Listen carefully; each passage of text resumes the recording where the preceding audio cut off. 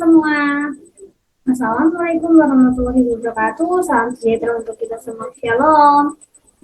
Perkenalkan, nama saya Claudia Nikita Ileri. Saya dari program studi fisika, jurusan fisika, Fakultas Sains dan Teknologi, Universitas Patimura Ambon.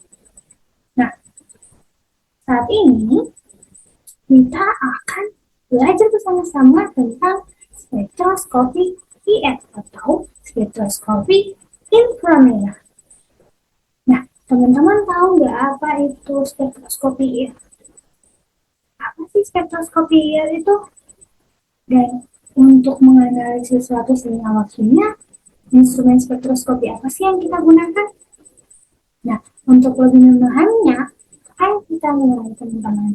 Nah, teman-teman, kita akan belajar tentang spektroskopi IR dan instrumen spektroskopi IR yang digunakan untuk menganalisis senyawa kimia, yakni alat instrumen FTIR. Nah, pertama-tama kita harus tahu apa itu spektroskopi IR. Nah, teman-teman, spektroskopi IR atau spektroskopi inframerah atau spektroskopi vibrasi adalah pengukuran interaksi radiasi inframerah dengan materi melalui penyerapan, emisi, atau refleksi. Spektroskopi ini digunakan untuk mempelajari dan mengidentifikasi zat kimia atau gugus fungsi dalam bentuk padat, cair, atau gas. Nah, spektroskopi ini dapat digunakan untuk mengkarakterisasi material baru atau mengidentifikasi dan memverifikasi sampel yang diketahui maupun yang tidak diketahui. Metode atau teknik spektroskopi inframerah yang digunakan yang dilakukan dengan instrumen yang disebut spektrometer inframerah atau spektrofotometer yang hasilnya berupa spektrum inframerah. Nah, selanjutnya kita mengetahui apa itu spektroskopi IR, kita masuk pada instrumen FTIR spektroskopi yang digunakan untuk menganalisis senyawa kimia. Nah, instrumen tersebut yaitu FTIR dengan kepanjangan Fourier Transform Infrared Spectroscopy, merupakan instrumen spektroskopi yang digunakan untuk menganalisis senyawa kimia menggunakan radiasi sinar inframerah. Teman-teman, instrumen FTIR sendiri banyak digunakan untuk analisis dalam bidang biomedis seperti jaringan biologis, sampel, organ tulang, rambut, sel hidup, kulit, penyembuhan luka, maupun hingga pengobatan. Nah, teman-teman, sampel yang dapat diuji menggunakan instrumen ini meliputi emisi zat padat, cair, maupun gas. Nah, untuk sampel yang dapat diuji untuk FTIR dari padat, cair, dan gas, untuk alasannya kita akan membahasnya pada slide berikutnya. Nah, setelah kita mengetahui definisi FTIR, maka fungsi dari FTIR itu sendiri adalah untuk mengukur penyerapan radiasi inframerah yang terjadi pada setiap ikatan molekul, kemudian memberikan hasil dalam bentuk spektrum dua dimensi, di mana hasil spektrum ini umumnya dinyatakan dalam persen transmitansi dan bilangan gelombang dengan satuan sentimeter pangkat minus 1.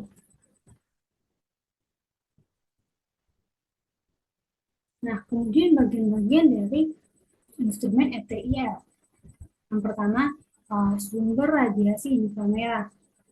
Pada sumber sinar inframerah, radiasi elektromagnetik inframerah dipancarkan oleh sumber benda hitam, di mana sumber radiasi inframerah yang umum antara lain batang silikon karbida atau globat, koil kabel nikron dan tantal, dan campuran oksida refraktori atau nyaris glower. Untuk bagian yang kedua yaitu interferometer. Interferometer adalah alat digunakan untuk mengukur panjang gelombang.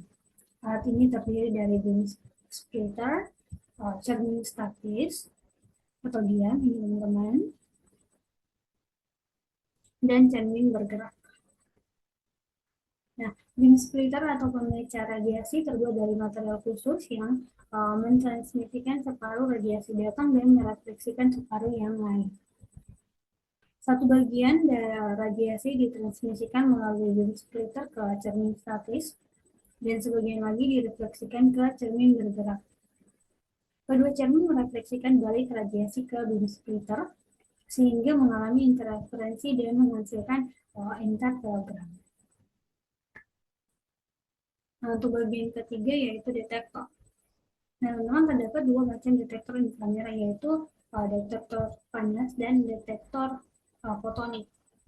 Nah, detektor panas menggunakan radiasi inframerah untuk mendeteksi perubahan temperatur, sedangkan detektor fotonik menggunakan radiasi inframerah sebagai cahaya yang menghasilkan detektor yang lebih sensitif. Bagian yang keempat yaitu komputer. Komputer merupakan komponen yang krusial dalam instrumen FTIR. Komputer dapat mengendalikan instrumen, misalnya dalam hal kecepatan, batas, serta awal dan akhir dari pemindaian. Komputer berfungsi untuk membaca spektra dari instrumen, begitu spektrum inframerah dipindai. Nah, ini merupakan gambar dari prinsip kerja spektroskopi FTIR. Misalnya teman-teman, sumber atau source, di mana sumber sinar inframerah memancarkan radiasi yang mencakup berbagai panjang gelombang inframerah. Di mana cahaya ini akan diarahkan menuju interferometer, di mana interferometer memodulasi sinyal inframerah, mana ia akan membagi cahaya menjadi dua jalur dengan bantuan cermin tetap dan cermin bergerak. Untuk penjelasan ketika interferometer ini membagi dua jalur ada pada penjelasan sebelumnya, teman-teman. Nah, setelah direfleksikan dan digabungkan kembali, cahaya menghasilkan interferogram, teman-teman, yaitu sinyal gabungan yang berisi informasi tentang semua frekuensi inframerah. Kemudian sampel, di mana sampel ini akan menyerap panjang gelombang inframerah dengan vibrasi yang sesuai dengan vibrasi ikatan kimia tertentu. Kemudian detektor, hasil dari sampel ini akan masuk ke detektor, di mana data dari detektor ini adalah interferogram dalam bentuk domain waktu. Kemudian komputer dan transformasi Fourier atau FFT, di mana komputer melakukan fast Fourier transform untuk mengubah interferogram menjadi spektrum inframerah. Hasilnya itu berupa grafik dua dimensi, yakni absorbansi versus bilangan gelombang dengan satuan cm pangkat -1. Nah, teman-teman, kemudian kita akan menjelaskan tentang jenis sampel yang tidak dibutuhkan untuk analisis FTIR dan jenis sampel yang digunakan atau dibutuhkan untuk analisis FTIR. Oke. Yang pertama, jenis sampel yang tidak dibutuhkan untuk analisis FTIR, yaitu sampel yang terlalu tipis, kemudian sampel yang terlalu keras. Yang ketiga, sampel yang mengandung air tinggi. Nah, untuk sampel yang terlalu tipis, sampel yang terlalu tipis tidak dapat diuji menggunakan FTIR karena tidak dapat menyerap radiasi inframerah dengan cukup. Alasannya karena FTIR ini memerlukan sampel yang cukup tebal untuk menyerap radiasi inframerah. Yang kedua, sampel yang terlalu keras. Nah, sampel yang terlalu keras seperti logam atau keramik tidak dapat diuji menggunakan FTIR karena tidak dapat menyerap radiasi inframerah. Yang ketiga yaitu sampel yang mengandung air tinggi. Sampel yang mengandung air tinggi, seperti cairan biologis, tidak dapat diuji menggunakan FTIR karena air dapat menyerap radiasi inframerah dan mengganggu pengukuran. Alasannya yaitu karena FTIR ini memerlukan sampel yang kering atau memiliki kadar air yang rendah. Yang keempat yaitu sampel yang mengandung gas yang kuat menyerap radiasi inframerah. Nah, sampel yang mengandung gas yang kuat menyerap radiasi inframerah seperti karbon dioksida atau metana tidak dapat diuji menggunakan FTIR karena gas tersebut dapat mengganggu pengukuran. Nah, yang kelima yaitu sampel yang terlalu heterogen. Sampel yang terlalu heterogen, seperti campuran beberapa bahan, tidak dapat diuji menggunakan FTIR karena tidak dapat memberikan spektrum yang jelas. Untuk alasannya yaitu karena FTIR ini memerlukan sampel yang homogen untuk memberikan spektrum yang jelas. Kemudian jenis sampel yang teman-teman ini salah pengetikan, dimana yang ini merupakan jenis sampel yang dibutuhkan untuk analisis FTIR. Yang pertama yaitu sampel cairan, di mana sampel cairan dapat dianalisis secara langsung dengan menempatkan sejumlah kecil cairan di antara dua plat transparan inframerah atau dengan menggunakan sel cairan khusus yang dirancang untuk analisis FTIR. Nah, untuk cairan, sampelnya harus bebas dari partikulat dan gelembung untuk memastikan pengukuran yang akurat. Kemudian, pelarut yang digunakan untuk sampel cairan ini harus kompatibel dengan instrumen FTIR dan tidak menyerap di wilayah yang diinginkan. Yang kedua, sampel padatan. Untuk sampel padat dapat dianalisis dalam bentuk termasuk bubuk, plat, film, atau potongan padat. Yang kedua, untuk padatan dalam bentuk bubuk. Sampel padat dapat digiling menjadi bubuk halus dan dicampur dengan matriks transparan IR yang sesuai, seperti kalium bromida atau KBr, untuk membuat plat untuk analisis. Yang berikutnya yaitu untuk film.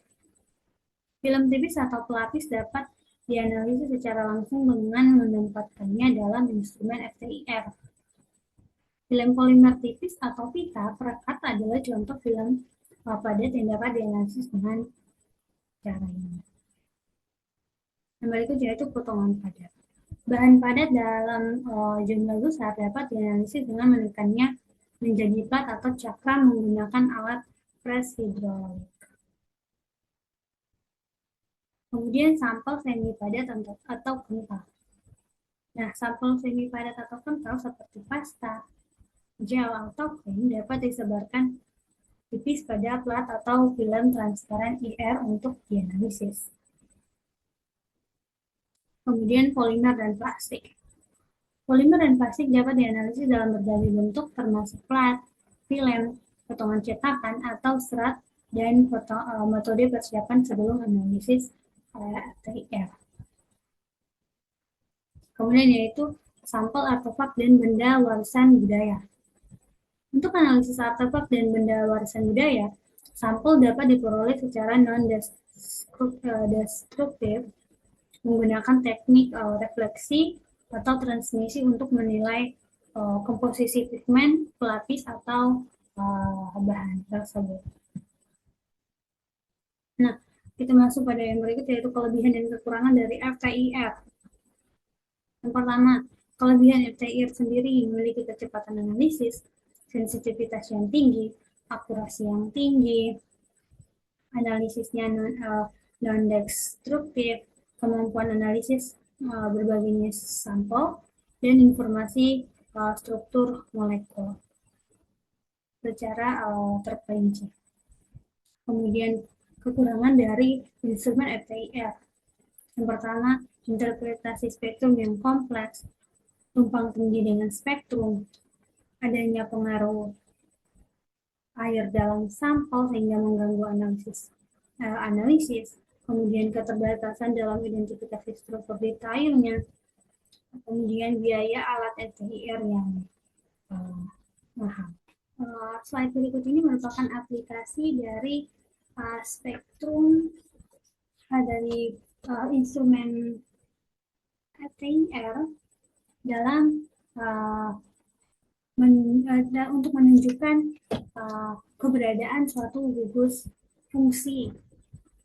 Nah, di mana pada spektrum pertama dan tabel pertama ini merupakan pengujian sampel A, di mana sampel A adalah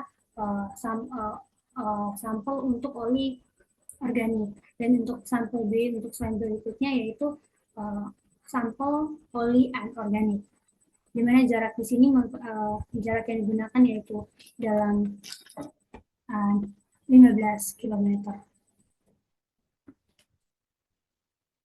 Oke, jadi teman-teman untuk menurut yang kita lihat dari spektrum dan tabel samping, maka bisa dilihat bahwa pada bilangan gelombang 3400 cm pangkat minus 1 untuk gugus fungsi ikatan tunggal NH aminnya, untuk ikatan tunggal karbon hidrogen senyawa alkana pada daerah bilangan gelombang 2800 sampai 3000 cm pangkat minus 1 tidak mengalami perubahan untuk nilai serapan. Ikatan gugus ikatan tunggal NH senyawa aminnya pada bilangan 1600 cm pangkat minus 1 dengan nilai serapan mengalami penurunan nilai serapan. Untuk daerah bilangan gelombang 1500 cm pangkat minus 1 sampai 1400 cm pangkat minus 1 senyawa aromatik tidak mengalami pergeseran dan perubahan nilai serapan. Kemudian pada daerah kisaran bilangan gelombang 1000 cm pangkat minus 1 mengalami perubahan nilai serapan yang lebih rendah dari spektrum. Kemudian sedangkan pada bilangan gelombang 800 sampai 700 cm pangkat minus 1 mengalami perubahan pada nilai serapannya. Nah, dari ikatan gugus yang ada pada spektrum, maka dapat dibilang bahwa vibrasi yang ada dalam spektrum adalah vibrasi stretch dan bending.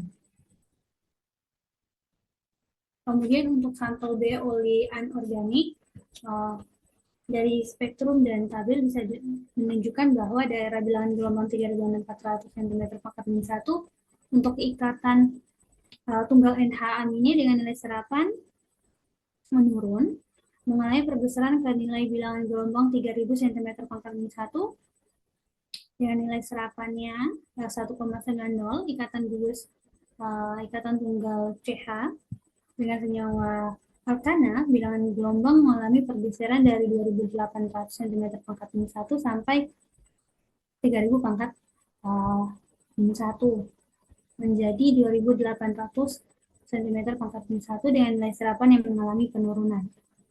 Di mana daerah bilangan gelombang 1500 cm pangkat minus 1 untuk gugus fungsi ikatan terangkap dua karbon senyawa aromatik pada jarak 15 km sampel B ini memiliki nilai serapan berbeda dengan gugus fungsi ikatan terangkap dua karbon senyawa aromatik yang ada pada jarak sebelumnya. Untuk ikatan tunggal karbon oksigen dengan senyawa ether tidak mengalami perubahan daerah bilangan gelombang, tetapi mengalami perubahan nilai serapan. Untuk daerah bilangan gelombang 700 cm pangkat minus 1 berada dalam ikatan gugus ikatan tunggal karbon hidrogen dengan senyawa alkena dengan nilai serapan 0,4 mol pada sampel dengan jarak 15 km daerah bilangan gelombang 700 sampai 800 cm pangkat minus 1 ke nilai bilangan gelombang 700 cm pangkat minus 1 dengan serapan yang mengalami penurunan dari spektrum sampel A, yaitu oli organik pada jarak 15 km. Pada spektrum inframerah dengan jarak 15 km tersebut ini memiliki vibrasi stretch. Nah, jadi teman-teman output dari alat instrumen RTI ini berupa spektrum untuk grafik dua dimensi, absorbansi versus bilangan gelombang. Nah, dari spektrum inilah maka kita bisa melihat puncak dari spektrum dan dapat menentukan jenis ikatan yang ada dan senyawa yang ada pada spektrum tersebut. Nah, teman-teman, mungkin itu saja yang dapat dijelaskan. Mungkin ada yang teman-teman tidak mengerti dapat teman-teman tanyakan. Sekian dan terima kasih. Assalamualaikum warahmatullahi wabarakatuh. Salam sejahtera untuk kita semua. Shalom.